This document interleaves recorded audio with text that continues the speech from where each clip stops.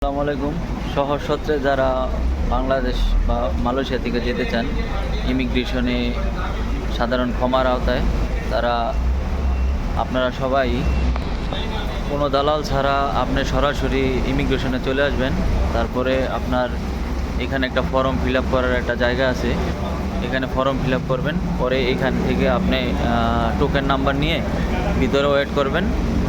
তো যদিও আপনি আসতে চান তাহলে আপনার অনেক সকালে আসতে হবে, ভোরে আসতে হবে, কারণ হচ্ছে সর্বোচ্চ 50 থেকে 60 জন লোক নেয় প্রতিদিন, এর বেশি নেয় না।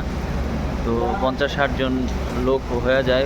অলরেডি আমি আমার ফ্রেন্ডে নিয়ে আসছিলাম, তো দুদিন আসি আমার ফ্রেন্ডে নিয়ে। ও একদিন 5 বাজে আসছে, একদিন 4 বাজে আসছে।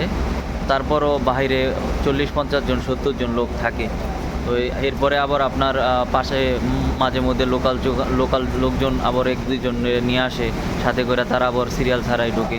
তো ওই হিসাবে আপনি যদি আসতে চান তাহলে আপনি কি করতে হবে, আপনার আসতে হবে অনেক সকালে, আইসা বাইরে সিরিয়াল করতে হবে।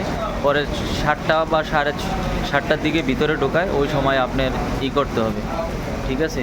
যদি আপনারা মানে সাধারণ ক্ষমার আওতায় বাংলাদেশে বা পাকিস্তান মালয়েশিয়া থেকে যেতে চান তাহলে আপনারা এভাবে আসতে হবে।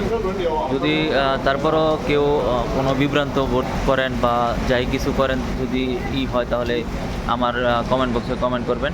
আশা করি আমি আপনাদেরকে রিপ্লাই দেবো ইনশাল্লাহ। সালামু আলাইকুম।